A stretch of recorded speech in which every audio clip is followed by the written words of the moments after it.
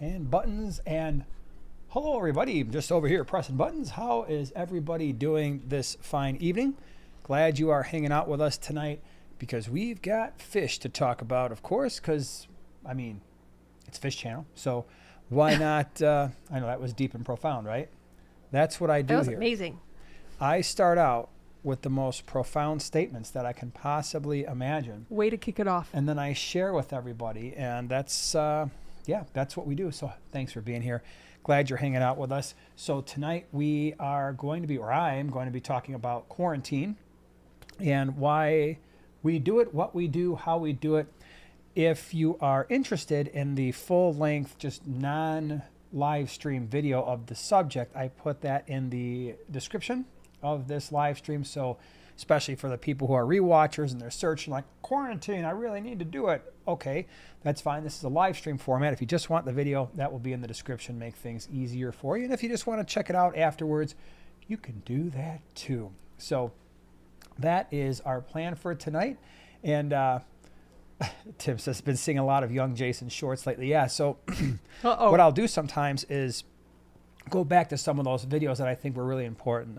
The ammonia video, what to do about ammonia. The quarantine video will be coming out here, like the shorts for that video will be coming out because I think it's just a theme that I've got going on over the next couple weeks. And those videos were done, it's hard to believe, like almost 8 years ago. I know. Isn't that weird? Yeah. That's and so weird. My facial hair was quite different when those things came out. So yeah, I mean, it's like, what in the heck am I, what am I looking at here? I know, it's crazy. But yeah, so as always, videos that have come out over the last week, I have to think about this. Sunday, Primetime Aquatics, I released the fish room tour, I believe. Yes, that's what I did. Mm-hmm. So not fish room, but the gallery. Gallery. So if you want to see more of the tanks that you always see behind us and you're like, what's in those tanks? What are the plants looking like? How is everything going with the aquariums? Well, that would be the video for you to check out, the Fish Gallery Tour Summer 2025. That's what I did on Sunday. And then you had a Container Joy that came out. Was it Sunday or Monday? Sunday. Sunday. And that one actually sort of kind of applies in a roundabout way to what we're talking about just on our other channels. What do you mean? What was your subject? Well, on Container, are you sure you know what subject it was? Yes. I shared the video that I had done actually way back when on the small scape when I created my little kitchen pond, because it's also part of the garden world. So I thought I'd throw it out over there as well. I love that little pond. Would apply to what am I got going on over here? That would apply to fish keeping in a way because it's water. Well, yes, because there are fish in there and shrimpies. So there you have it. I gotcha. I didn't know where you're. Okay. Tank Talk podcast this past Monday is a must see. I am telling you, I have not seen such positive feedback on a podcast that we have done in a long time.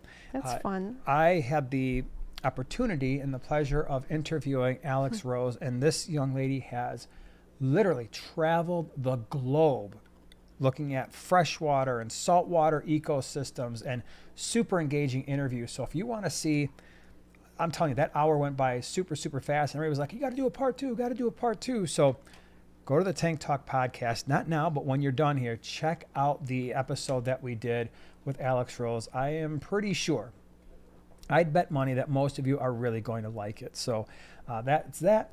Yesterday on the small scape, you did what? What did you do? I shared the fish that I am kind of loving right now that I bet you've never heard of.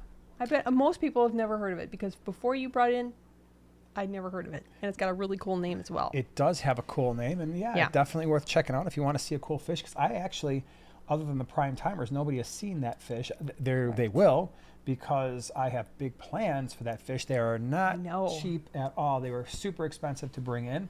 Very, very cool. And what's interesting about them is it's a schooling fish that gets large, right? Like 5 to 7 inches. So if you've got a 4-foot tank or a 6-foot tank, you're like, gosh, I really wish I had some schooling fish that were on the larger side, but not so large like a tinfoil barb or a ballast shark.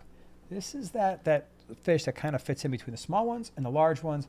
Really, really cool. Today, Prime Timers, we had a video, and then on Sunday, of course, we're going to be right back here talking about fish-related stuff. Imagine that. I know, it's crazy. Where we're going to be, I am going to be at the ACA. So let me bring up that little screen. Hopefully nothing goes haywire when I do it. You can still hear us. Yes, you can still see us. I know the graphic is not huge, but if you squint as hard as you can, you're going to see the information there. And I have the website linked in the description. So I am going to be at the American Cichlid Association convention, and they teamed up with the American Killifish Association, the International Betta Congress, and the Live Bear Association, I believe. And so that is happening. It's coming up. It's less than a month away. And so that's going to be June 12th through the 15th. I will not be there on the 15th because that's the Sunday. We're starting to find our way back at that point. But the 12th, 13th, and 14th, I will be there. I will be at the Fritz booth. So, and we've got some cool stuff planned. I'm so sad I didn't. Yep. I'm not going. It should be awesome. So if you have a chance to hang out with a bunch of people who love fish, that is a great way to do it. There'll be tons and tons of speakers there over that 3 days, and fish to look at, and there's a vendor room, so it should be a lot of fun. So it's over 3 days, huh? Actually, it's over 4. Over 4. It's 12th, 13th, 14th, and 15th. The 15th. So Thursday through Sunday. Yeah, Thursday through Sunday, and the Sunday, I believe, is just the auction. And so, like I said, we have to start heading back by that point. I'm going to be on the motorcycles with a buddy of mine. So we have to kind of start making our way back by that point. But I will be there the Thursday, Friday, Saturday. So, yeah, I'm really excited about it. Never been to an ACA before. And it's cool because some of the people from the GCCA, Greater Chicago Cichlid Association, they go every single year. And there's a group going down there. So I'll know some people. Fun. Yeah, a lot of fish nerds going to be heading down that way. So that is where we're going to be. As I mentioned this, I think last week, but as far as swaps go, we're done until September. Greenwater does have some swaps, and if you're in the area, I highly recommend go because they're awesome. But we won't be there for the June or August swap. Just way too much traveling going on to make that work. We'd have to clone ourselves. Yes, that would be, or just Scary. bring in our That would be scary. alternate universe doppelgangers. I was going to say double gangers. What was it in Seinfeld? What did they call them? Oh, that's right. They didn't call them doubles. They didn't call Oh, them anyone. alternate Jerry. Alternate Jerry. I don't don't think remember so. now. Oh, that's going to drive me crazy because, man, I'm usually on my game with that stuff. I got a bug. Bam. These bugs are still happening in our, I missed them. Yeah, 'tis the season. So something bad happens. hitting It's your just because phone. I'm smashing stuff. Chris, thank you so much for the super chat. Really appreciate it. Thoughts on water softeners affecting fish? My parameters are good for my guppies, but having trouble keeping them alive. Can the salt hurt them? Never had this issue in North Carolina, but having it in Florida. Well, yes and no. I don't think it's going to really bother your... Well, I shouldn't say that. Yes, it can have an impact on your fish because the water softener is pulling out a lot of your minerals. And so that could potentially have an impact on fish that like harder water. So, yeah, things get complicated. I usually recommend for fish keepers, if at all possible, a lot of times the way to go is with your fish tanks, mix your tap water, or whether that's well water, municipal water, mix that with RO and kind of bypass the water softener. Now, that usually is the best way to do it for fish keeping. All right, so did you have things you wanted to say? Yes, I did. All right, so I have a very special announcement for a very special person, and that very special person is my dad, and his birthday is today, and he turned 90. So I just thought I would share, and hopefully he is watching right now because I had him turn on the live stream. I'm like, come on, Dad, watch our live stream. So I will be leaving the live stream. I know, fish people talking fish. He's probably like, what are they talking about? So I will be leaving in just a little bit to go spend the rest of his birthday with him. And we're going to watch, Oak Island or something. Wait, you're not going to finish watching the live stream? No, well, probably not. We have to see if they find any treasure. They probably won't, but we're going to watch it anyways because, it's like our show that we watch. Me and my sister and my dad. Yeah. So happy birthday, Dad. Yeah. Look at all the happy birthdays coming. That's Aww, so cool. Look at that. Yay. Big 9-0. Thank you. Happy birthday, Joanna Senior. Nice. Oh my gosh. Okay, hold on. I saw it. S. Martin. Bizarro Jerry. Oh, that's what it yes, was. It was Bizarro. right on the tip of my tongue. Yep, that was too funny. Bunch of Bonsai, thank you so much for the super chat. Whoops, I missed pressing the button. What are the best fish for a 5-gallon without a lid? Ooh, that's a good question. Without a lid, I would do, obviously your snails are fine, shrimp are fine for the most part. I don't think I've had any issues with the chilies, mirrors, or dwarf rasboras really ever jumping. No. So that'd be a great one. Bettas, you're right. I mean, so if you're like, oh, bettas, they jump, that's absolutely true. Correct. But mirrors, dwarfs, and chili rasboras, I did not find them to be big jumpers. I've kept them in many, many, many tanks with no lids, and I can't remember ever seeing one on the ground. So I'm not saying it can't happen, just saying probably They're not very won't jumpy. happen. Yeah. So what were you going to say? Sarah says, happy birthday. Also, it's crazy. My dad's birthday is today, too. Well, happy birthday to your dad, Very Sarah. cool. That's fun. Yeah, that is cool. What was I going to say? I was going to say something, and then I forgot. Oh, how long are you with us today? Probably till, I just totally messed up the time. Probably 8:30. Okay. Yeah. So we do have a topic today. We are going to be talking about quarantining fish and just kind of an overview. This is not meant to be like a super duper in-depth, although we might wind up getting that way anyway. So thing number one, hopefully you are quarantining your fish. In fact, if you are part of the quarantine crew, you need to put that in, I think that's something you should put in the chat. Yes. Right? Proudly state you are part of the quarantine crew, because first you got to learn how to spell quarantine, and it's got to type all that out. But anyway, that's a really important thing. It's something that I have been talking about since I did that video almost 8 years ago, because I think it's one of the things. There are two things that I think when new fish keepers decide, you know what, this hobby is way too stressful and I'm failing miserably at it.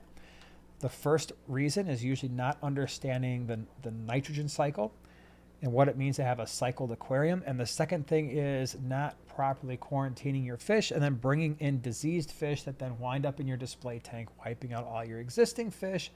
And often those two things go together, and it just creates all kinds of problems. And this is downward spiral of worsening water quality with sick fish that make your water quality even worse.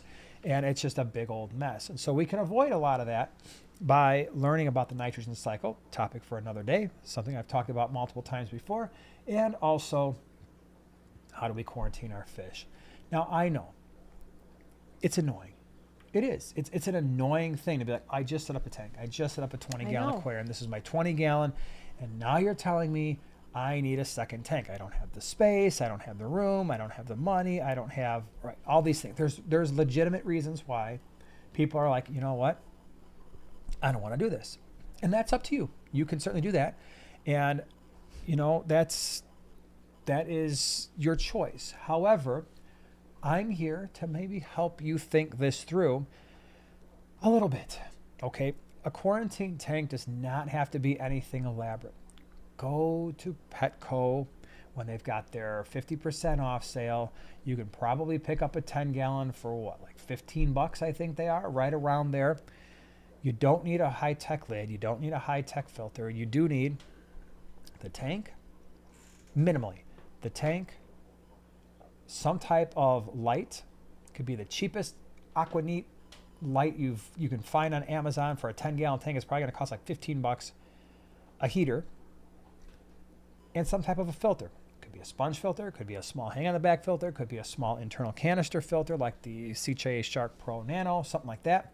Love it. That's about it. You really don't need decorations. You don't need substrate. I prefer to have those things on my quarantine tanks, not excessively, because you don't want to have too many decorations, because you don't want to have structure in basically blocking your view of the fish, especially if they're ones that like to go in the caves and things. You're like, I really need to observe this fish to make sure it's healthy, but it's been in the cave for 4 days. Not super helpful there.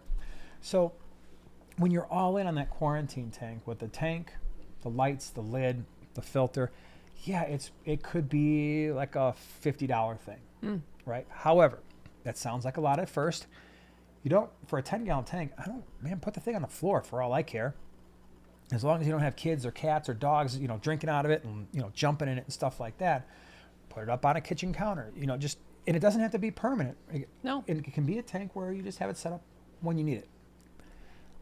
And if you are lucky enough to have nano tanks like right here, chances are you're going to have some nano fish, which are smaller.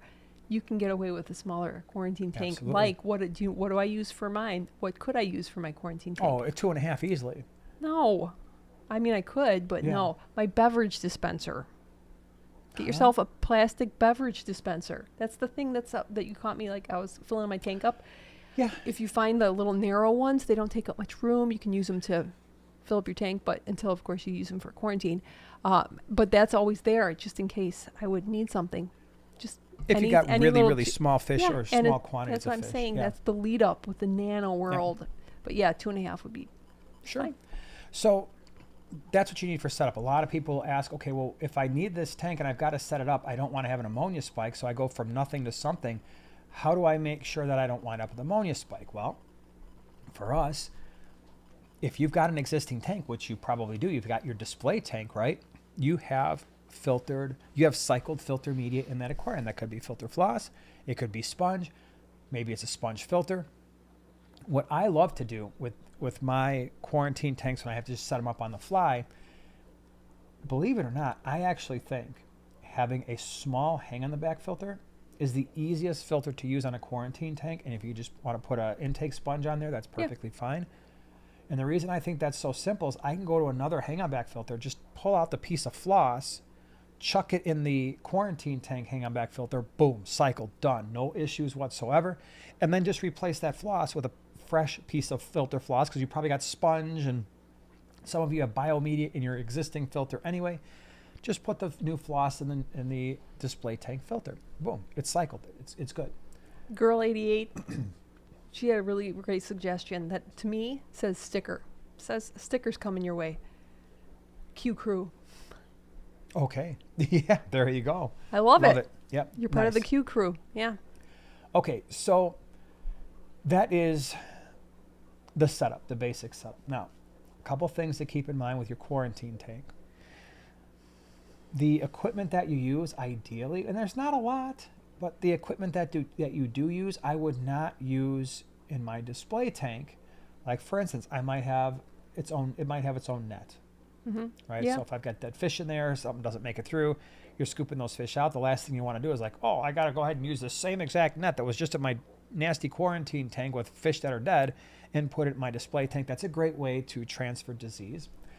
If you are using a gravel vac, and again, a gravel vac or a siphon, right, to siphon water out of that tank, maybe it would be a good idea not to use the same water siphon in your quarantine tank as your display tank, because again, it's just a way to transfer disease. It does happen.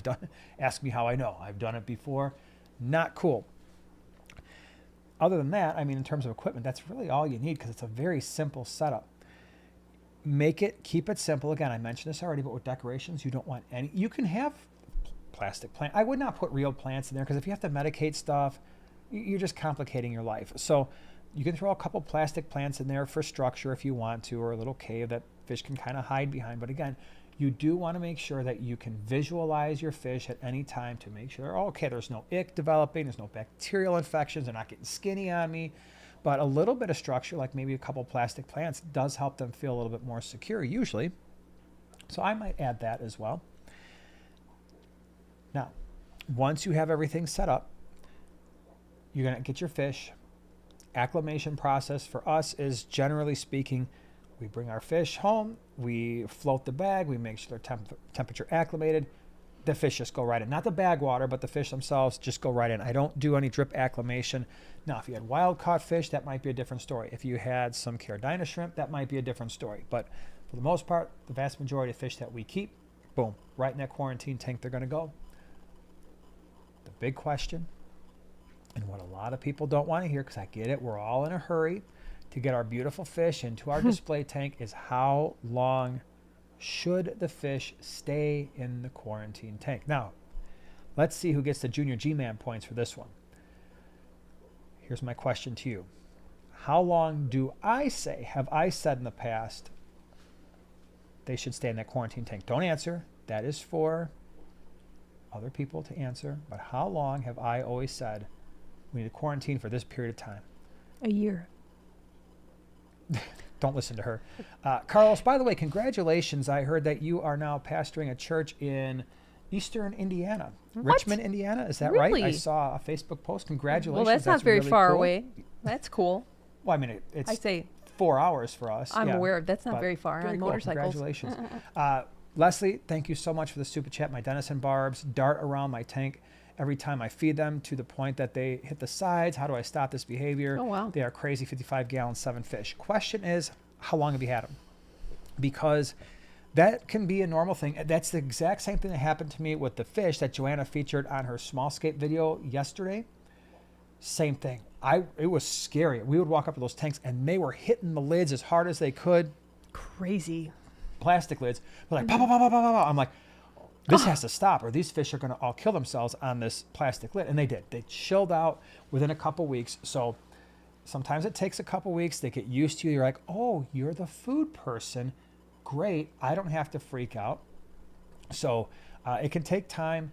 The other thing is just approach the tank very, very slowly. The other thing that you could do is make sure the lights are, there's two ways to think about this. Either you can have a lot of lights on in the room so that they see you coming from afar.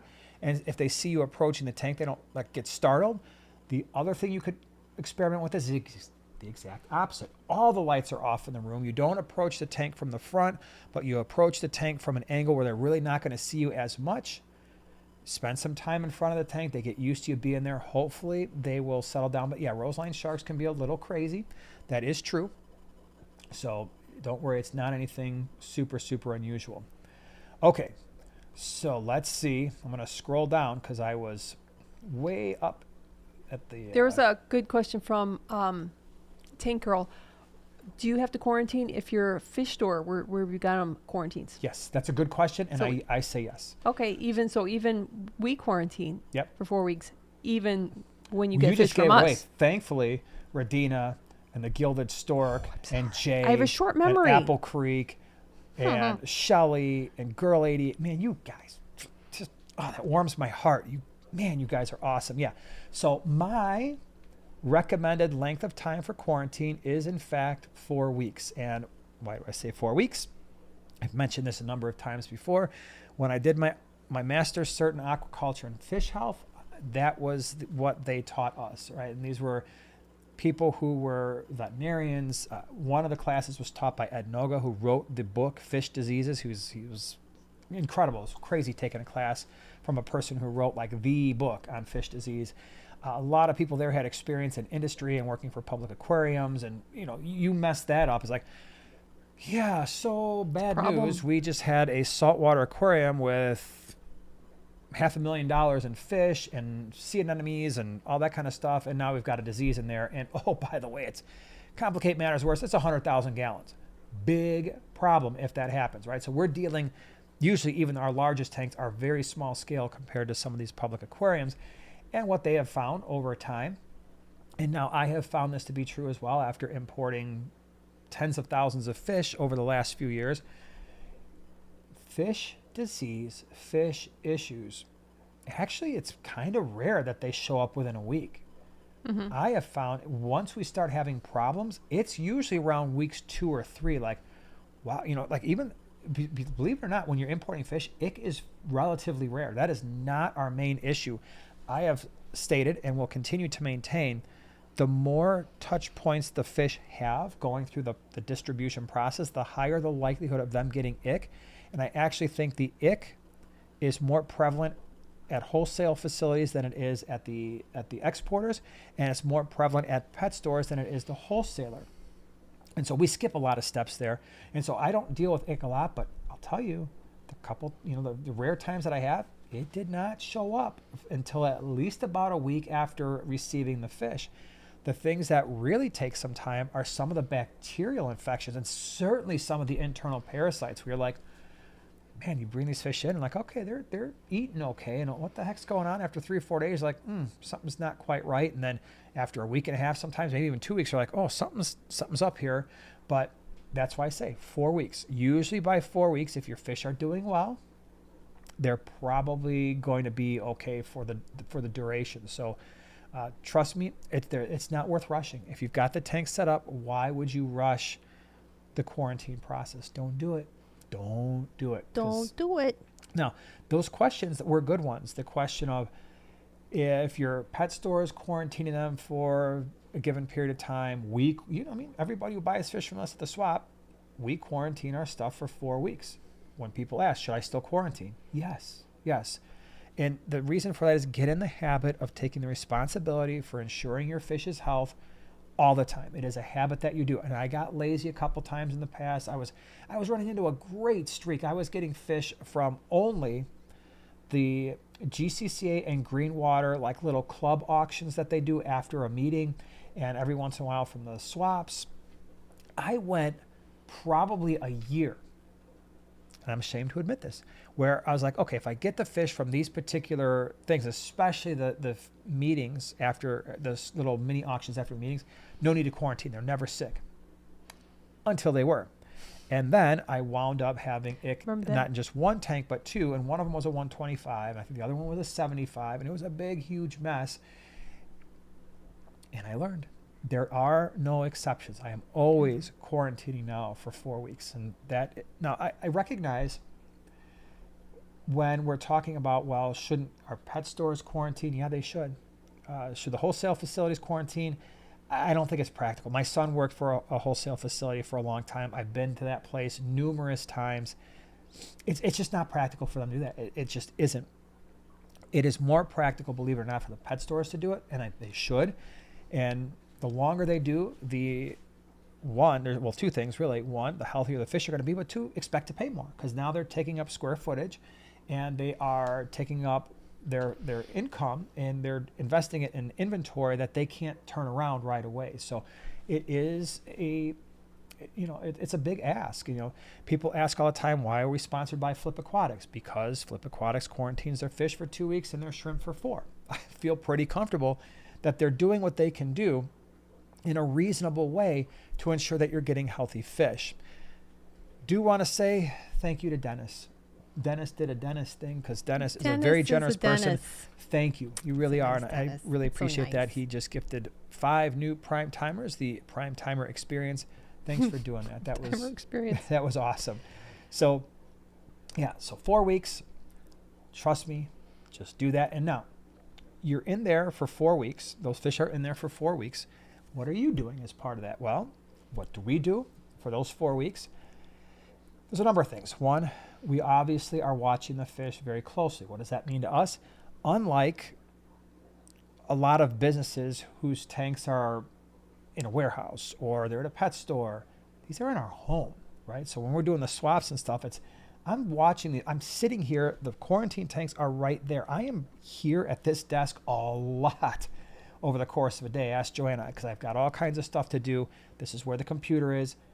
Tanks are right there, so I can observe the fish. I can glance in there. I can look at them. But minimally, I'm still at least observing those fish twice a day. And when they are just in, probably 5 or 6 times a day, I'm looking for, is there any evidence that they're not adjusting well to our water parameters? Because that can happen. Is there any evidence of disease? Are they clamped fins? Are they not swimming properly? Are they gasping for air? Are they breathing rapidly?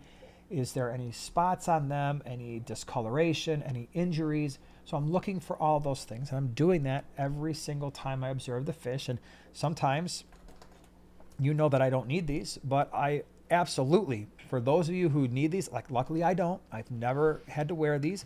I can see perfectly fine. I can You squint. bet. I can squint. Look, there's a nickel over there. Right? So I've got the Costanza ability to squint. But anyway, for those of you who need them, put these on because you'll miss stuff. Yeah, ask me how, I don't know. So, and you take your time and you just watch the fish. You watch their behavior, making sure that their behavior is in line with what they're supposed to be doing. Of course, we're making sure that they eat. Now, for me, when I get fish in, I don't try to feed them as soon as I bring them in, especially because they've been in a bag and they've been all over the world over the course of the last couple, 2-3 days. So what I generally do is I get the fish in the tank, turn off the lights, because usually when I get the fish, it's the morning time. The lights go off during the day anyway. They're off all day. They come on in the evening. And then in the evening, I'll give them a small amount of food and I'll watch them. All right, do they want to eat yet? Are they going after the food? Some fish are insane. Rainbow fish. A lot of the barbs. The fish that Joanna put on her channel yesterday. Insane. Like, I thought they were going to eat my face off. There are some fish that are just, a lot of the cichlids should be going after food almost right away, but sometimes it takes a day or so. And then there are some fish where they're like, they might wait a day or 2 or 3. Now, I don't get super concerned about that because sometimes it's an adjustment. They might not be used to the food that I'm feeding, in which case it's like, well, this is what you're getting. Right? That's one thing I don't do in quarantine is give them a whole mess load of options. Now, obviously, if you've got fish that are, okay, well, I've got pea puffers and I'm trying to feed them flake food. We're not going to eat that. They're going to starve to death. So you need to feed them what they need. I've got scarlet batis or the pygmy sunfish. And so I'm just trying to chuck in some pellets. They're not going to eat that usually. You're going to have to feed them live baby brine. And so outside of those rare instances, when you're looking to, most fish, they should adjust to pellets and flakes. And I'm watching for that. Making sure they're eating, making sure they're actually ingesting the food, not just spitting it back out. Again, watching the behavior over time, making sure that they are swimming properly, that kind of thing. That's what we do for 4 weeks. Now, the big question that we always get, and I'm sure some of you are thinking about it right now, is what about medication, right? Do we use meds upon initial quarantine? The answer is, unless the fish are showing signs of disease, or they're coming from a place where history tells me 90% of the time they're going to get sick, the answer is no, I don't use the meds. So for instance, I don't know how it is around you, and it's different. Every store is different, but the Petco around us, that was one of those stores where you were basically guaranteed to get something, right? Usually ick. And so in the early days, if somebody saw anything at one of those stores that starts with a P and really, really wanted them, in the quarantine tank they went, and I just knew ICX is going in right away, because if I don't, tomorrow they're going to be covered in ick anyway. But outside of that, I didn't do that. And there's a couple reasons for that. One, the meds are expensive. 2, the meds, some of them are going to do some damage to your cycle, especially if they're antibiotics. 3, all fish meds stress out fish. There's no way around that. It's a medication. It's a chemical that they're not supposed to be exposed to. It's going to have some impact on their physiology. And the other reason is, me being a microbiology professor, I am concerned about antibiotic and antiprotozoal resistance. And when I talk to experts in the industry, so are they. They're seeing it unfold. We're seeing things like, wow, you know what? When General Cure used to actually work, that was pretty cool, and now it's not working as well anymore. Even fish are becoming resistant to ick meds. And so if you go back, there was a video I did. This is now probably 4 or 5 years ago, at least. Well, it's probably longer than that even. At least 5 years ago. I titled it The Most Important Video I've Ever Done. And that was a conversation with Scott from APET, who works, that's a fish wholesaler. And we spent some time talking about medication and what he's seen. He's been in the business a really long time. And it's scary, what he was seeing in terms of antibiotic resistance. So I only medicate if I need to. Do you want to leave now? I do, but a couple things that I gotta I gotta do here. You says, speaking of quarantine, I'm going to raid in quarantine in my stomach. My wife's homemade apple pie a la mode. Be right back. That's That's okay. very responsible of you Yeah. to quarantine that. Oh, and then second floor said, hey, second floor. So, We quarantine for 4 weeks. Loaches get an extra 4 weeks so we can treat for internal parasites and then watch them for weeks after treatment. No problem so far. Yeah, it's a good philosophy. it is. You guys are awesome. Yeah. Oh, good night, Joanna. We miss you already. Thanks, second floor. All right. I'm outie. Okay. I'm So going to go party it up with my dad. go on, get. Okay. So then I can scooch over and I Oh, can okay. turn your You can mic have, off. all right. Oh, wait, you didn't show this. Oh, I Hold on didn't, a but you know second. what? Oink's not here, Okay, so. but we still need but to show anyways, it. I'm going to show it because the introvert in me thought I did, but I didn't. I luckily said it out loud. Did we show this? And you're like, no. Yeah. So, Oink is so sweet. Sometimes she'll send us stuff, and this is the latest. It's a cutting board, and she's got this lady that's so sweet. Everything is packaged so nicely, Yeah. and she had this created for us, and it's the Adams. That's us, family, teachers, co-hosts, and angels. Even though she's the angel, isn't that so sweet? This is what you always do. You always show things like right above my face. So let's see. See, that's what I always do. Yeah. Isn't that so nice? Anyways, so That is pretty awesome. Yeah. thanks, Crystal. All right. Well, you have Okay. a wonderful time. I'm Yeah, going to okay. scooch. So we're All going to do right. the awkward. Bye, everybody. I'm going to move over. Can you just take your chair and scooch it over? Yeah. I'm going to turn your mic off. I hope that's your mic. Check 1, 2. That is my mic. And then I got to situate myself over here. Can you take that with you? Yeah, yeah. And then I'm going to move this stuff over. There we go. Oh, this is weird. I don't know why this is weirding me out today, but all right. Is this over for now? It doesn't matter. It's not on. But yeah, actually it wasn't. Thank you. Thanks for noticing. Really, so I saw Whit make a comment here. Some of his fish get quarantined for 6 to 8 months. And I do want to mention something, because you reminded me of something when you said that. If at any time your fish, when they're in quarantine, wind up getting sick, they get ick, they get a bacterial infection, and you treat the fish, hopefully successfully, the clock restarts. It's 4 weeks of healthy quarantine, not just 4 weeks of quarantine. And so you get the fish 2 days later, they got ick, you clear it up within 7 days. That whole 9-day period doesn't count towards your quarantine. It starts at time 0 once they've cleared their infection and have no visible signs of disease. So that is something that is, to me, really important to consider.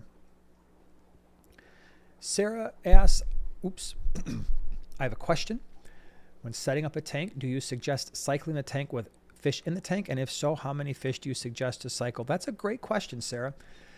I did a video probably a year or two ago basically addressing that exact question, where I said it is no longer necessary to use fish to cycle an aquarium. And in fact, I would absolutely not do that for a couple of reasons. Reason number one is what we're doing when and it goes along with what we've been talking about. If you cycle an aquarium with fish, in other words, you're using the fish to produce ammonia, and then eventually bacteria start to colonize. That eventually takes anywhere from 6 to 10 weeks. And in that time period, what's happening is the fish are experiencing stress, right? So you've got an ammonia spike that's inevitably going to happen after a week or so, provided that you don't have any, super heavily planted tank. But you're going to wind up with an ammonia spike. That ammonia spike's going to last anywhere from a week, maybe a little bit longer. And then as that starts to go down, you wind up with a nitrite spike, and that's hurting the fish. And so what's happening is the fish is experiencing all this crazy stress from ammonia and nitrite spikes, and they wind up getting sick. And so then what happens is often people have to add medication to treat the disease that was due to the stress of having an uncycled aquarium. And what are the meds doing? The meds are further damaging the ability of the tank to establish the bacteria that is necessary for the nitrification process. And so this downward spiral. So when it comes, and I want to be careful here, because when I did that video, a ton of people commented about, oh, well, you're wrong because you just used Fritzheim 7. And I'm scratching my head and I'm like, if you're using Fritzheim 7, you're not using the fish to cycle the aquarium. You're using the Fritzheim 7. So if I'm setting up a new aquarium, the easiest, cheapest thing to do is just use cycled filter media from an existing aquarium. That's going to work out great. It should, especially if you've got, like, I'll give you an example. Let's say I was going to set up a 20-gallon tank, and I'm like, oh, I'm going to have some rasboras or some tetras and some Corys cats in there. It's going to be decently stocked for a 20-gallon. I'm not going to put all the fish in there at the same time, but I needed the ability of the media to house the beneficial bacteria for the fish I do add. What am I going to do? I'm probably going to go to maybe one of these tanks behind me, especially this one over here, this Geophagus tank, which is pretty heavily stocked, or this Mbuna tank over here that's very heavily stocked. I'm going to bust open that canister filter. I'm going to take out a big old giant piece of filter floss, and I'm going to stick it in the filter for the new tank. And now I can add a small number of fish. I don't have to worry about an ammonia spike. In fact, when I got all these tanks up and running, most of you will know, I set up the aquarium, and then the very next step was I added fish. And in some cases, I added a pretty decent amount of fish. Well, why was I able to do that? Because they all have canister filters, and I just basically robbed my fish room of all kinds of filter media. So I went to my big boy tanks, my two 125s that are heavily stocked, and I rated the hang-on-back filters. I actually took a sponge filter from a couple of my tanks, actually 5 different aquariums that had multiple sponge filters, and I cut the actual sponge in half and laid that in one of the trays of the hang-on-back filter, of the canister filter, along with a bunch of cycled filter floss. Never, ever, ever did I have an ammonia spike. In addition to that, you do have products like Fritzheim. We're sponsored by Fritz Aquatics, full disclosure, but you have products like this, like Fritzheim 7 that has live nitrifying bacteria. You add this, and then you can add a small number of fish, even if you don't have cycled filter media. The Fritz Turbo Start is another really good product that has live nitrifying bacteria. So that is the very long answer to what I would do when setting up a new aquarium. Okay. Jeremy says he does 2 weeks at his store. That's awesome. Yeah, you know what? And I hope when you see this as fish keepers, when you see there's a store, whether it's online or a retail store, brick and mortar, if they are making an attempt to quarantine all their fish, especially for 2 weeks, those are the stores that you really want to try to give your money to. Okay, let me see here. Hip Hop says, I'm guilty of not quarantining, knock on wood. I've been lucky so far. Only 40-gallon that ever sees new fish. Yeah, it's just, it's just a matter of when does the luck run out. It eventually runs out for all of us. It did for me. It's really not satisfying when that happens. Six Pennywise says, what would be okay for shelter for fish if they are stressed in a quarantine tank and don't feel safe?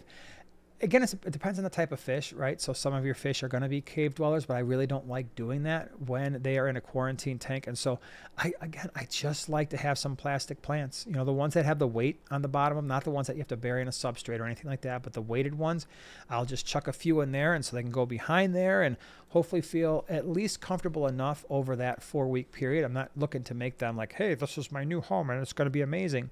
But I have to be able to see them, right? I have to quickly and easily be able to move those plants around and see what's going on with them. And if they're in a cave, that can be really difficult to do. Great illustration of that. I've got a 37-gallon tank right here, and I had some reticulated hillstream loaches. I've got about 50 of them. And there was a small terracotta watering stake in there, like basically the caves I used to breed my Bristlenose plecos, and it was still in there. I wasn't even paying attention because it was early morning. I'm like, okay, I'm putting all the fish away. I come back that night to observe the fish, and I'm not kidding you. There were probably a dozen tails sticking out of that one cave. They, like 10 or 12 of them had jammed themselves in there, just like, yeah, we're good. We love this little thing here. Thanks a lot. Luckily, the vast majority were still outside the aquarium. I could have just taken it and shaken it out, and I didn't because the fish looked great when they came in, and all the rest of them that were out looked pretty darn good too. Okay, let's see here. Oh, man, yeah. Yinzer says, learned my lesson the hard way. Had a beautiful planted 55 with 6 ghost white platinum angels, which are very beautiful fish. Bought off a breeder, and I added a school of rummy nose from Petco. That's basically a guarantee.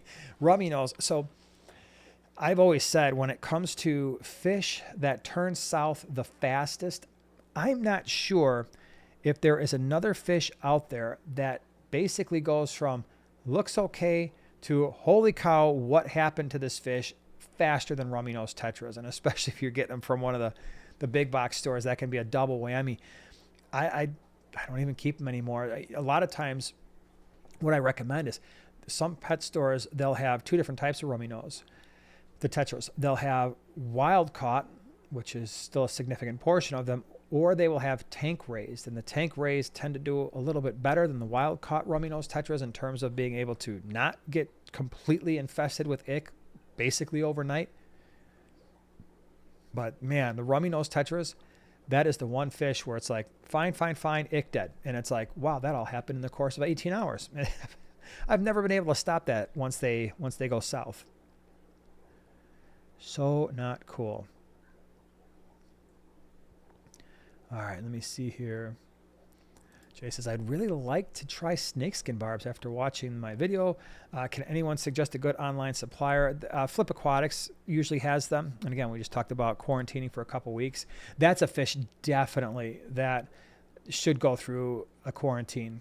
If I were buying from a pet store, I'd feel a lot more comfortable if they had already quarantined those things for a couple weeks like Flip does, because the snakeskin barbs are the weirdest fish in the world. I've brought them in a number of times, and they either do insanely well, like boom, they're here. They are just gorgeous. They're robust. They're just living life, and they're amazing. Or I have the exact opposite happen. They're here, look decent. 2 days later, I'm like, oh, there's one dead. Oh, there's another one. There's another one. There's another one. And then within a week, I'm like, they're all gone. Except this happened to me last time I brought snakeskin barbs in. I had them in the 40 breeder right over there.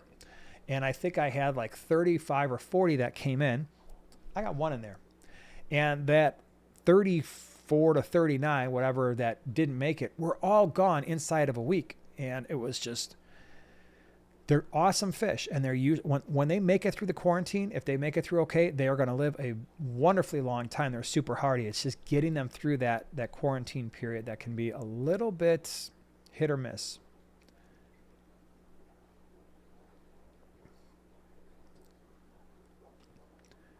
Then it says, I'm quite guilty of having and have been quite lucky. I now have a tank designated for quarantine. You're so welcome. Well, no, thank you. Yeah, I hear you. You know, we get lucky, and sometimes we're like the basketball player that just keeps shooting threes, and pretty soon it's like, oh, that one didn't work. Great comment, Radina. So didn't quarantine my first fish because it was a new setup. Yeah, so I get that question a lot too. If you've got a brand new tank, do you still need to quarantine? No, the first fish that can go in, you can use that new tank as your quarantine tank, but understand it can still be problematic, right? Because if you've got this new display tank, often display tanks are larger than a typical quarantine tank. So if something does go wrong, you've got a larger volume to treat, and therefore it's gonna be more expensive, right? You look at those little packets of Maricin 1 and Maricin 2 and Paraclens and Expel P, and those little packets, I mean, if you go from even a 10 to a 20 gallon, you have to double the cost to treat. It gets expensive in a hurry. The ick meds aren't horrible, but those antibiotics and antiprotozoals, they can get expensive. So that's one thing to consider. The second thing is if you have plants or you've already put invertebrates in, you're like, all right, now I'm just adding fish. Well, now you're a little bit more limited in terms of what you can use. But for the most part, yeah, if you have a brand new aquarium and you're like, my first fish are going to go in there, that's going to be the quarantine tank, there's nothing wrong with doing that. I've done that. Polly says, would you trust fish bought on Craigslist from local breeders or hobbyists? I haven't done it, so I just haven't found the need to. Would I? There are people on Craigslist that will actually allow you to come to their home and buy fish basically right out of their house, in which case, I mean, you're still kind of taking your chances because you're going to somebody's house who says they have fish, and next thing you know, you're like, man, they didn't have fish, but I've seen Pulp Fiction, and now I'm in the same position. But for the most part, as long as the people are reputable, sometimes you'll have people on Craigslist for a long time. That there's people in all around my area that have been on selling fish online forever, and they allow appointments. And if that's the case, then yeah, I mean, at least you get to see the tanks and everything. And usually if they're breeders, that is going to probably mean less issues for you as well. Okay, let's see here. I'm scrolling on down. Okay, let me see. Oh, this thing is like really, really far up in the thing. Oh, the Gilded Stork, would you recommend a brine shrimp hatchery for quarantine? Depends on the fish. We hatch out live baby brine twice a day, and I do love to feed live baby brine to smaller fish, because if they're not eating that, they're not eating, because all fish have that prey drive, so like for my rasboras, anything that's on the smaller side, undersized tetras, very small barbs, some of the gobies that we have that are on the smaller side, they go crazy for live baby brine. So yeah, that's certainly not a bad idea. Not a bad idea at all. Beto, great question. What about medical dose of salt? Well, it depends on a number of factors. One, so we're assuming quarantine tank, right? So we're assuming no plants, no inverts. Then it just comes down to the fish. A lot of the loaches are not crazy about salt. A lot of the Cory cats are not crazy about salt. In fact, a lot of your schooling fish from South America are not super crazy. So if I'm using salt there, it might only be a tablespoon per like 7 to 10 gallons. That's not necessarily a medical dose, right? So if you're trying to use salt to slow ick down or anything like that, you can go as high. Like African cichlids, I have no problem going a tablespoon per 2 to 3 gallons, and they're fine. Same with a lot of your live bears, your guppies, your endlers, your mollies, your platies. Those are super easy to treat, man. You can dump the salt in there easily, 1 tablespoon per 3 gallons, and they're going to be just fine. Goldfish are another one that you can do that too. Alrighty, I'm still scrolling down. I'm trying to get to like way down more towards the bottom. Synaptic says, I got cardinal tetras 2 months ago. They sit in the corner of the tank and barely swim around. It's a 100-gallon tank. Should they be more active? No, you'd be surprised. So in this tank, what's going on with my beard today? I got a sticking out part there. This tank right here is a nano tank. We've got green neons in there. I found one random cardinal tetra on the other side. I chucked him in there. He's hanging out with the green neons. And then we have the diamond head neons. They all kind of hang out together, but they're not super active. Even in the 125, that's a 6-foot 125, and they're not super, super active. It's not like they're going back and forth like the emerald eye rasboras do. So yeah, it's not something that I would be super concerned about, but larger groups, they're going to feel a lot more comfortable. Oh, I got a bug on my nose. Holy cow, what was that all about?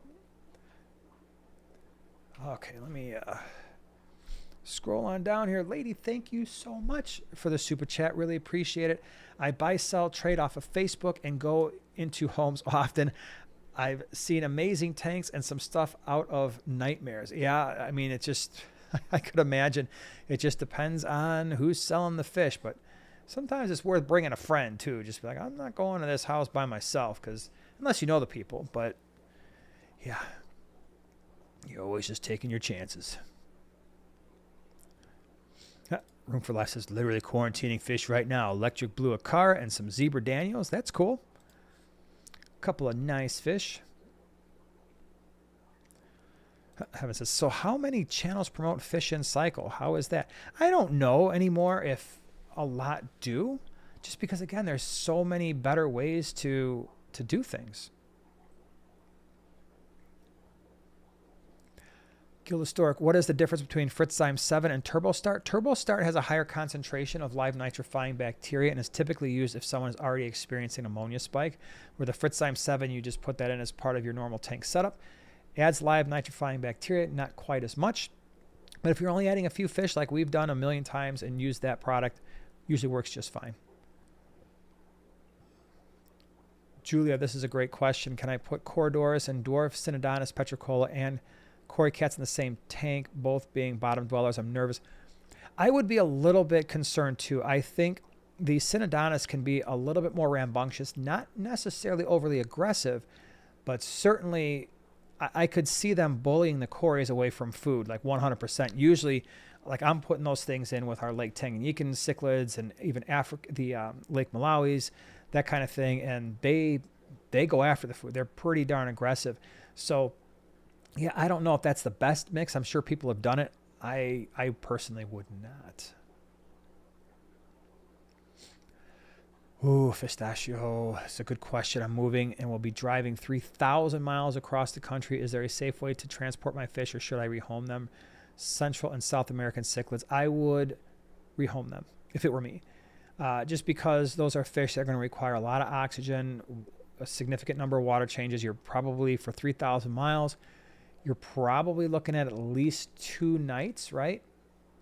Maybe 3 nights at a hotel where you're trying to do water changes. You're bringing all your water conditioners, plus you're moving. You've got all these other stressful things going on. I know it stinks. I mean, I get it, man. You know, some of these fish you might have had for a long time, but if it were me, I'm probably rehoming them and just not worrying about having and then you got to basically get to your destination. And the first thing you got to think about is, I got to set up these aquariums. I'm not doing that. I would rehome them and just start fresh on the flip side. Bruce, thank you so much for being a prime timer the last 31 months. That is awesome.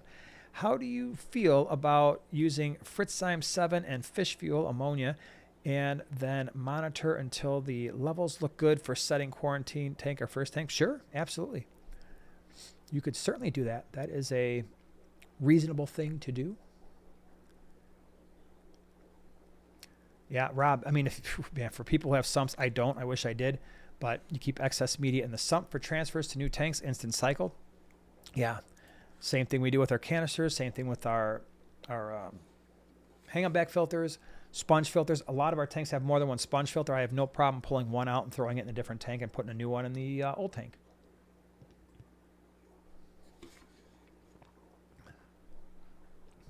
That's awesome, Tim. I actually didn't know they were doing that. That's why I pay extra at Aquatics Unlimited, who quarantines every fish for a month. They have 300 tanks in the basement. I didn't know that. That is so cool. I like Aquatics Unlimited. They're out of Milwaukee. For those of you who don't know, Milwaukee, Wisconsin. Been there a number of times. Haven't been there in a while, but I was impressed with their setups back in the day, and very cool that they're doing that. So that's good to hear. All right, let me keep scrolling here. Trying to get more towards the bottom. Vito says, do Corys need to be kept in large groups? Saw some awesome orange lasers at my local fish store. They want $25 for one. 25 times 6 is crazy. Yeah, that I get it. That retail, that's pretty expensive. When we brought them in, I do the golds. I've done the oranges. Usually they were under $10, but pet stores are probably getting them from wholesalers, and you get the whole markup in the supply chain. So that's not an outrageous price retail, but yes, they definitely like to be kept in groups. We have gold lasers back here in the low boy. I got a group of 6 back there, and they can actually be pretty shy without being in groups, and so sometimes you will very rarely see them if they're not kept in groups. Ooh, Andrew, this is a good question. If my quarantine tank previously housed disease, I have drained it dry. Am I clear to add fish back in there again? Generally, if the tank is dried out, is it guaranteed disease free? Not guaranteed, but it's pretty darn likely. I think you've done the right thing. So if I had a quarantine tank and I lost everything, yeah. If you drained it, dried it. Now, again, that's another reason why I really do like the hang-on back filter option for a quarantine tank, because it's a whole lot easier to fix that situation, the filtration, because you can do the same thing with a hang-on back filter, and then you can always go get more filter floss or a piece of sponge from another hang-on back filter and slap that in there as well, and just basically start fresh. But yeah, the drying process, I've said it a million times, really, really does help quite a bit. You know, the other thing people will do too is I've seen people with quarantine tanks use UV lights. So basically just put a UV filter in their aquarium, especially in between uses. You can do that. Now, just keep in mind, if you are someone who ever wants to use a UV light inside of an aquarium, they've got the UV filters. You can't use the UV light and then also use the meds simultaneously, because the UV light breaks down the meds, rendering them useless. So, but it can certainly be like a maintenance thing where, hey, I put that in there, and it's harmless for the most part. But if you do have to use the meds, you got to take the UV light out. Now, a lot of the big wholesalers, that's what they do. And so when they've got these big central systems, they have massive UV generators, and the water's just kind of passing through there. Bogdana, thank you so much for the super chat. I appreciate it. I am currently cycling my 20-gallon long with plants. Will it be okay to not quarantine rummy nose tetras since they will be in the first ones in the tank? So, funny you mentioned that, right? Just like I said, rummy nose tetras to me are some of the most ick prone fish that I have ever kept. Now, I guess the good thing is it's only a 20 gallon, and we usually are talking about ick, and that's one of the easier things to treat. And ick X, which is my go-to med, especially if I've got inverts. It's my go-to med for ick anyway, just because it's invert safe. It's usually plant safe. So I would just have some ick X on hand if I'm dealing with rummy nose tetras. But yeah, you could do that. James says, I've had a school of 10 rummy nose for 5 years now. Yeah, they make it through the quarantine process. It's fine. I mean, they're pretty hardy fish. It's just, again, them getting through the quarantine process is the problem. But it says, Jason, now that you mentioned the hill stream, do they require flow? Yeah, they definitely like flow. So I only have a sponge filter in that quarantine tank, and they love to be by the bubbles. Bubbles, bubbles, bubbles, bubbles, bubbles. They are a big fan. Fishcapades, good question. What is your thought on the difference between the turbo start by Fritz needing to be refrigerated versus Fritz Time 7 not needing to? I refrigerate them both.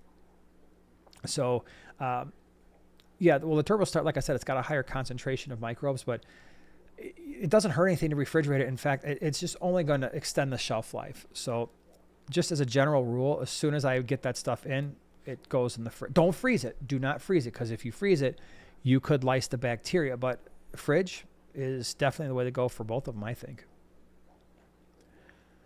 Tony B, this is the age-old question. Is a bare bottom or substrate better for a quarantine tank? Okay. I keep substrate in my quarantine tanks, not necessarily because I think it's better, just because there was already substrate in there, and I haven't really had a problem doing that. Now, when I talked with Scott from APET a few years ago, that video, I said, most important video I've ever done. He made a very good, very scientific argument that I think is quite sound, where you're probably better off not having a substrate in your quarantine tank. And the way he explained it, and I would agree with him, whenever you have substrate in an aquarium, you're going to have detritus that accumulates. So you're going to have organic compounds in and around the substrate, especially gravel.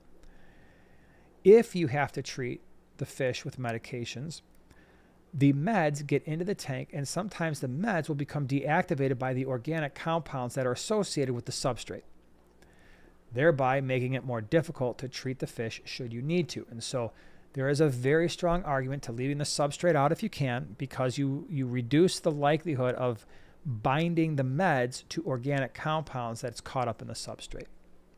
Great question. Leslie, you just made me feel like a bona fide fish keeper. I have a beautiful school of rummy nose tetras that I bought 2 years ago. They are thriving. Hey, you know what? You are. That should be like a rite of passage. Hey, I kept my rummy nose tetras perfectly healthy, and it's been awesome. Six Pennywise said, people say use bleach to disinfect an aquarium that was housing diseased fish. That scares me. I won't do that. You can do that. I wouldn't bleach like substrate and all that kind of stuff, but you can bleach plastic plants. You can bleach any plastic decorations. You can certainly bleach the tank. 10% bleach solution. Rinse it really well. Let it dry. And then when you fill it back up, you're going to throw dechlorinator in there anyway. So it's usually okay. The safer option, if you're worried about it, is you could spray it down with hydrogen peroxide. I usually just take the bottle of hydrogen peroxide. I think it's 3% as it comes from the store. In fact, I have it right on the other side of this computer on a shelf. There is a bottle of vinegar, straight vinegar, mostly for just cleaning tanks, not doing that with fish in it. And then I have a bottle that has just got a squeezy guy. I had a sprayer hooked up directly to 3% hydrogen peroxide. So you could spray it down with that. That's a little bit less drastic as well, or use just straight vinegar just to clean your tank. All right, let me see here. Kevin says, after 3.5 years, I still have 4 out of 8 locally bred rummy nose tetras I bought. One died on the first day. The rest have done really well. Yeah, locally bred, that's awesome. I mean, that is definitely a solid way to go. Fish near Carlos says, never felt comfortable selling fish in person at my house. I won't do it either. You know, people ask, and it's nothing personal. People ask, hey, can I come to your house and buy fish? I'm like, no, that's why we do the swaps. You know, we do the swaps so you can get them there. But, you know, my house is my house. It's not a business. And I like to keep those two things separate, but some people don't mind it. And I was when I was down in Florida with Grant and Shelby, when I spoke at their club a few years ago, he took me they were awesome. They took me all over the place. They took me to a number of people's fish houses, and some of them, they just had basically like a garage full of fish, and they'd have people come over, and it was in their garage. I guess you're in Florida, so it's a little bit easier. It's not like you're in the house necessarily. But another person was like, yeah, they sold it right out of their house. So, all right, let me see here. Drew says, how do you move your fish when you move houses? Did a whole video about that. So if you want that information, just search Primetime Aquatics moving fish. And John and I, on the Tank Talk podcast, we covered that over an hour and a half too. But it really depends. It depends on how far you're going, how many fish you have, the types of fish you have. The Tank Talk podcast that we did covered pretty much everything. Scallywag says, we do appointments. They are always fun. That's cool. You've got some pretty sweet fish. Beto says, Jason, a sponge filter isn't ideal in a quarantine tank if tank is medicated. Well, I don't think it really matters in terms of whether it's a sponge filter, hang-on back filter for a quarantine tank. I mean, they all respond. You know, it doesn't really matter in terms of meds. At least I haven't found it to matter.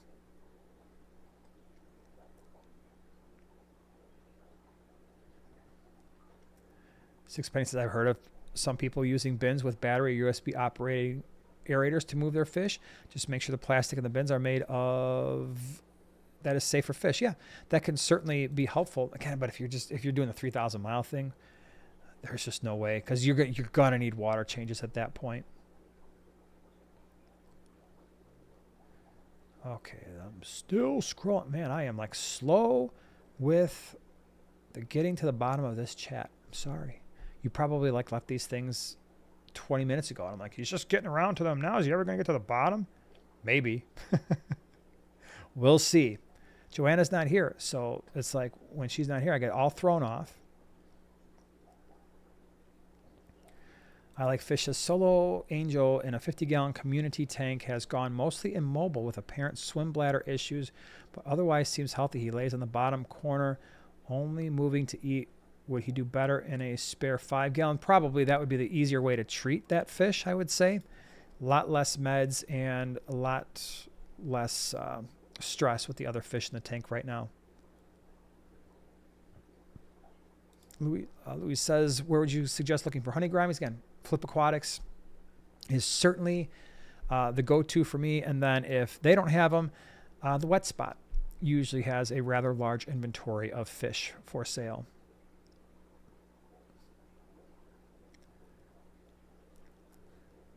Andrew says, what are your thoughts on feeder fish? That's a great question. So I don't use feeder fish. That I would never buy feeder fish from a store, because they are mass produced to just produce these organisms that are going to get fed to larger fish.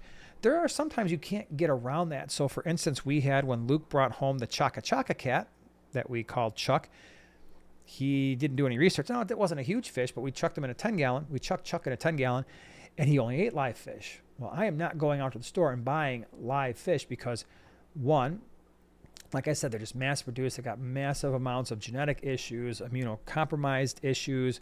it's almost a guarantee if you bring those things in, if they're around long enough, they are going to give your fish some kind of an illness. They could have internal parasites, which then get transferred to the fish that just ate them.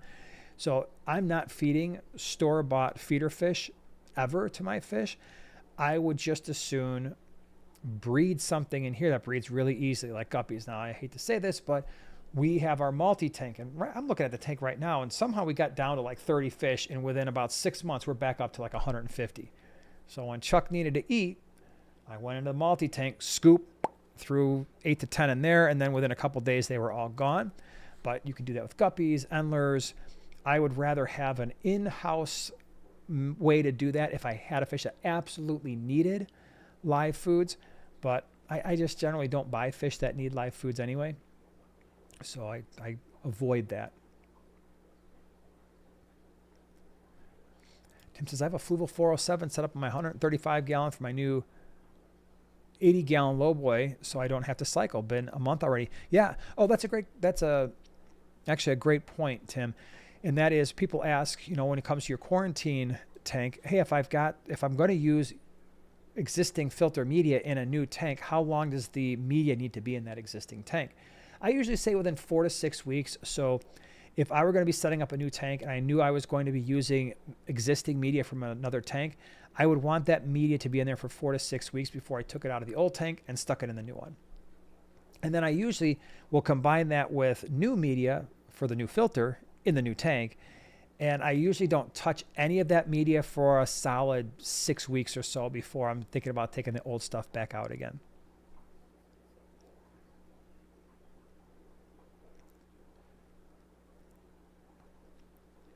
Pistachio says, when you buy fish, you float it in a quarantine tank before they go in to get used to the water. They won't they die going from quarantine to main without floating them first? That's a good question. So yeah, you get the fish from your local fish store, bring them home, float the bag. The only reason you're floating the bag is to temperature acclimate them.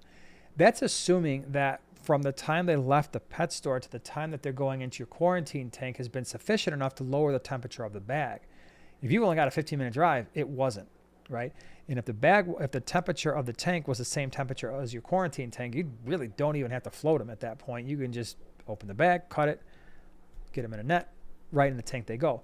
So that the only point is just temperature acclimation. So that's a good question. When I'm going from quarantine to fish display tank, usually what I'll do is I'll just take a catch cup. I mean, if you don't have that, a little Tupperware, whatever, I'll scoop the fish. I'll take tank. I usually don't take the quarantine tank water. Usually I'll take the existing tank water, scoop that up in the catch cup, scoop the fish out of the quarantine tank, in the catch cup they go, boom, right in the tank. Because it's only taking a couple seconds. So should not have to float anything. Luis, great question. Is a honey gourami and a dwarf gourami the same thing? They are not the same thing, although sometimes you'll hear people call the honey gourami the dwarf honey gourami, and that's kind of misleading. And so, no, they're not the same thing. It's a great question. Dwarf gouramis, I would treat like the larger gouramis in terms of that you really only can keep one per aquarium because they get really, really tough on one another. Where the honey gouramis stay smaller, they're a very passive gourami. Those and the pearl gouramis are two of the easiest gouramis to keep multiples in a single tank. The Gilded Stork, thank you so much for the super chat. What basic meds do you recommend having on hand for a first timer? That's a really good question. I did a video about it. For those of you who are wondering, the longer version. But the short version is I always have some type of an ick medication. Almost always it's ICX. And I buy it by the gallon because we've got so many tanks and so much quarantine stuff. And then once I open that, I even put that in the fridge. So ICX is a must for me. Copper Safe I usually keep on hand as well for the really tough ick infestations. That's a little bit harsher of a med. Definitely can do a number on your cycle, but I find that to be really useful. But ICX should be sufficient, especially for somebody who's just getting started. I also usually have something on hand for external bacterial infections. That would be the Maricin 1, the Maricin 2. So I just buy a little box of those. That's a Fritz product. And then I have internal parasite meds, and that would be Paracleanse and Expel P. Usually, with that basic medication group, I can treat most things. Now, I personally also like Maricin Oxy for a lot of the external bacterial, really more so fungal infections. I found that to be really, really good and not so damaging to the cycle or to fish. But that's generally what I keep on hand. I don't know if I have anything right now besides, so I got Maricin 1, Maricin 2, Expel P, Paracleanse, ICX, Copper Safe, Maricin Oxy. That might be it for me. I think that might be all I have right now. And for the most part, that has worked out pretty well.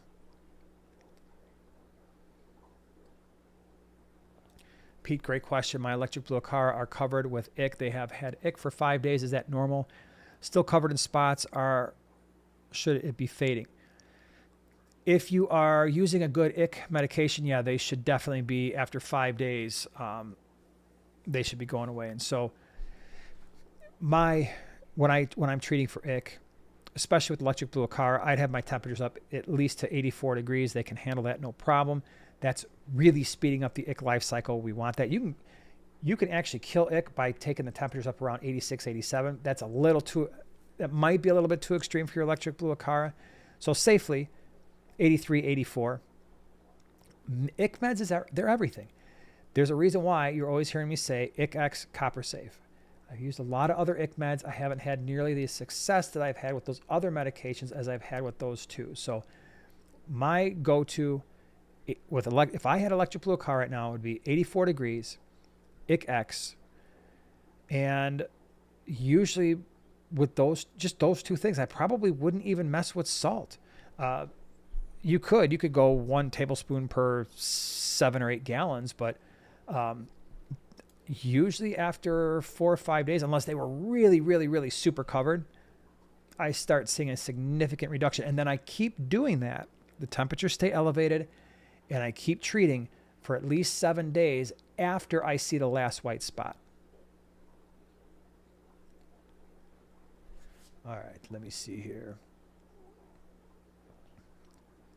Man, so Joanna, she brings in house plants, right? I don't know if you guys remember, if you've been watching the channel for a while, she brought in these house plants like a few years ago, and there was these little bugs that came with the plants, and then she hung up these strips, and for some reason they all stuck to those strips and they went away. Well, she did it again, and now we've got these little tiny bugs that are flying around. I think we have to go get those sticky bug strips again, because man, they're annoying. Holy cow. All right, I'm scrolling down because I'm too far away from the bottom of the chat, and it's starting to stress me out. I feel like I'm missing a million questions.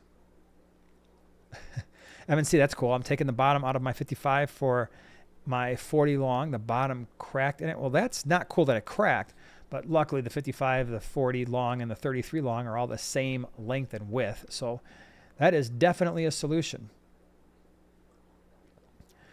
Leslie, does filter floss from a seasoned tank harbor the beneficial bacteria? 100%. Yeah, I have even, when I started the fish room, like if you watch some of the really early fish room videos from like 2017 into 2018, you'll see that there were sponge filters in those tanks. But if you look really closely, you will see that there's actually filter floss in some of those tanks wedged between the sponge filter and the actual glass at the back of the tank.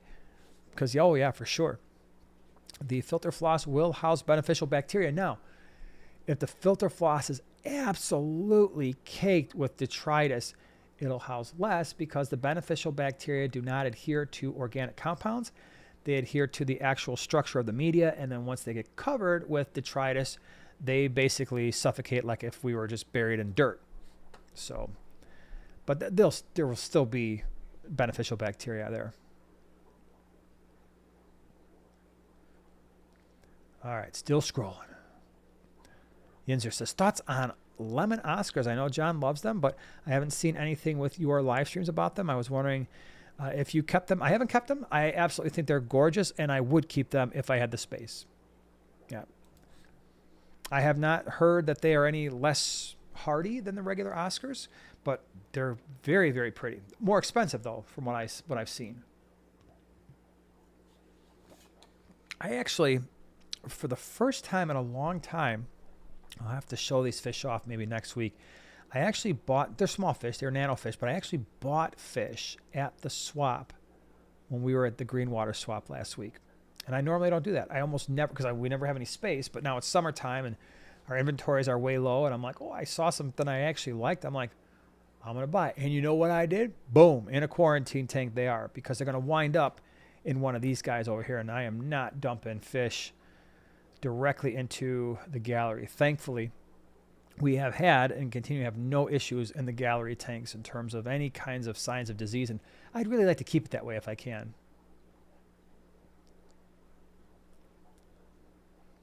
Ooh, Nick says, I ended up with some unwanted bladder snails, so like just a pest snails in his aquarium. Thinking about getting just one assassin snail. Will that even do anything? No, it probably won't. I mean, it'll do something. Will you notice what it's doing? Probably not. So that's a big mistake I think a lot of people make with the assassin snails is like, oh, I've got a 10-gallon or 20-gallon. It's just infested with ram's horn snails or the bladder snails. And I just bought this assassin snail. Hopefully I would just run around the tank and pick them all off. And in a couple days, they'd be gone. I have not found that to be the case at all. So let's just say a 20-gallon aquarium. If I had a planted 20-gallon tank and I had a pest snail infestation, whether it's ram's horn snails or the bladder snails, I would probably add somewhere around 6 to 10 assassin snails and then give them some time. And then after about a month or so, you should notice a pretty dramatic decrease in your bladder snails. But understand, what you're doing when you do this is you are trading bladder snails for assassin snail colonies. I don't mind that trade-off because one, the assassin snails look really cool. If you've never seen them before, they have like a black and yellow spiral stripe on them, which I think is awesome. Two, they generally, especially if you've got sand, they burrow in the sand and really don't come out unless they sense food or it's nighttime. So I don't mind making that trade, and I really do think they're pretty cool. All right, still scrolling. Rob says, are you a drip acclimator or plop and drop? I plop and drop. And I do that with thousands and thousands of fish. I'm not drip acclimating those fish. They're going to get used to our water parameters. Now, I'm not saying you can't. I'm not saying you shouldn't. There are legitimate reasons to do that. If you've got, a lot of times for some of the shrimp, it can be a very useful thing. And again, wild caught fish, definitely something to consider. Downside is if you had your fish shipped or you're importing or, you bought them from an online retailer and it's going to take a couple days for them to come to you. The reason why you have to be careful with drip acclimation is the fish are producing CO2, right? That CO2 is being converted to carbonic acid. So the pH of the bag water is going down. And that's actually not a bad thing because as the pH goes down, the ammonia that they're producing is in an ionized form, which isn't all that dangerous to the fish. But the minute you cut that bag open, that CO2 starts to gas off. The pH of the bag water will start to go up, and that ionized ammonia will turn into unionized ammonia, and that's the stuff that's really dangerous for your fish. And so if you're taking too long to drip acclimate, you could do some significant damage to the fish. They can get ammonia burns on their gills and stuff.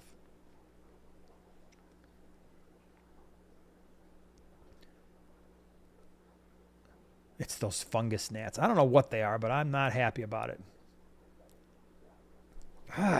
Telling you, man, these things, and they're quick. That's the other problem. It's so annoying is you go to smash them, and like their eyes must be like on the top. They must have like 10 sets of eyes because the minute I'm getting good. I'm sneaking. I'm like, oh, here's one right here.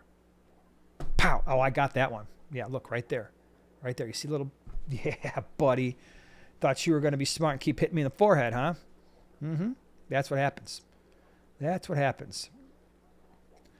Mr. Skip says, you got root gnats. You can water the top of the soil and saturate with hydrogen peroxide. By the time it gets to the roots, it will be water. That is true. Hydrogen peroxide breaks down very quickly. That is so, annoying. Fungus gnats, huh? I don't like them. I don't care what they're called. They're annoying. My Rasboras lost their minds on fungus gnats. That's pretty cool. Ugh. And I really think there's like 4 of them down here, and they just keep picking on me. And I think it's funny, too. These little gnats like, hey, man, that guy's trying to accomplish something on the internet. Why don't we just keep punching him in the forehead? And they just take turns like, hey, watch this. Hi-ya. And they got that little karate kick. Stupid gnats. Like, man, I really hurt him. He's going to fall off that chair pretty soon if I keep doing this. Kung Fu gnats. That's what we have in our house right now. Kung Fu gnats. See what it did? I was talking about it. I was like, yeah, watch this, right in the nose. Kevin says, do you water change after each dose of ICX? Just whatever IC meds, I always tell people, whatever IC meds, you are using, follow their directions. And yeah, that's the easiest thing to do. Okay, hold on. Still scrolling. Emma says, if your fish is flashing like with ick, but there's no cysts or any other symptoms, what do you do? Do you treat the tank just in case for ick or something else? That's a great question, Emma. It depends on the type of fish. There are fish out there that will do the flashing more as a sign of a territorial sign and aggression. Like, for instance, some of the African cichlids, they will flash sometimes to attract mates and to mark their territory, but kind of show off. So something like that, I'm just watching them. If it were Rasboras and I had more than one fish that was doing that, boom, ICMED's going right away. That is exactly the type of stuff I'm looking for, and even if I don't see the spots, I'm temperatures. You gotta be a little careful with the temperatures, because some bacterial infections, if you raise the temps, like I might have just made matters worse. So I will usually start out with the ICX if I start to see multiple fish flashing and no obvious signs of disease, and just kind of wait. Because some of the other external parasites can also be treated with IC meds, right? So epi and stuff like that. Mr. Skip, put a yellow sticky trap on your forehead. Yeah, we'll teach those Kung Fu gnats. We will teach them. Like, my leg is stuck, help me. And they're all trying to yank the Kung Fu gnat off of there. And next thing you're like, I'm stuck too. Gonna have to rip off one of my legs. All right, let me see here. Definitely fungus gnats. They're almost as bad as aphids. More annoying. Yeah, no, they're definitely annoying. I don't like them. I don't like them at all. I hope they just heard me say that too. Andrew says, what are my top 5 favorite fish?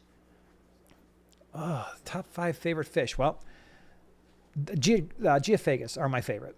So I got the Geophagus tank, over there. I've got a few different types of Geophagus. Love them. What else do I really like? I really like the rummy-nosed Rasbora, not the rummy-nosed tetra, but the rummy-nosed Rasbora as my nano fish. That'd probably be my go-to for that. Cory cats, probably the Adolphi Cory is pretty close to my favorite, although I really do like the gold laser Corys as well. If I had to go big cichlid, like bigger than a Geo, I would probably do an Oscar, because I love their personalities. And there's a few different, they got the tiger Oscars, the reds, the lemons, and the albinos. So that's a really cool setup. What else do I really, really like? Yeah, I would say that's a pretty good start. I really miss my Nile tilapia, Timmy. He was a really cool fish, one of my all-time favorites.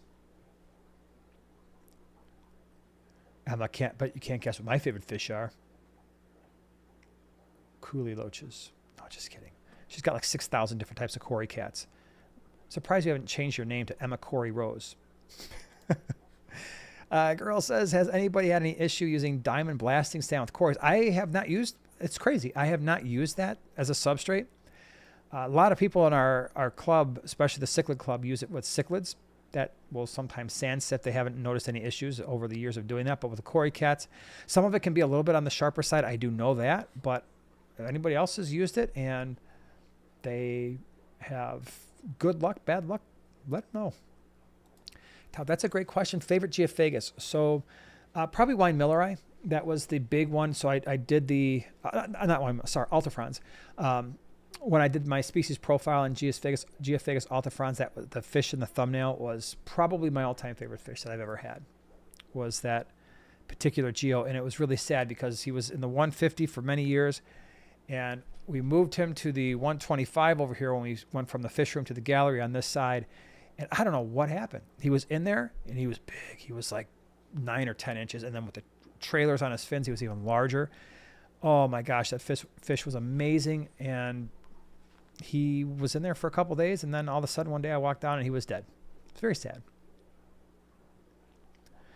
All right, everybody. Holy cow. It is time, man. It's crazy, but it is time to call it a night. And let everybody go sleepies, because that's just, it's what we do when it gets late outside. But thank you. Thanks, man. You guys asked so many really, really good questions. I mean, you brought it. This group, you all brought it. I hope you will do that again next week. I always tell people throughout the week, write down questions. I know I can't get to them all, and I'm sorry. I'm only one person, and we'll have like 1,000 comments in a 90-minute live stream sometimes. But bring the questions, because that's what makes the live streams interesting for me. I know hopefully it makes it interesting for you. We learn new things even beyond the subject that we're talking about. We will be back, same time, same place, next Thursday. The Thursday after, I think we're gone, but definitely next week we'll be here. So come on back. Really appreciate you being here. Thank you to all of our moderators and everybody with the super chats and the gifting of the Prime Timer memberships. Really appreciate it. Have a good week, everybody, and we will see you next week. Night night.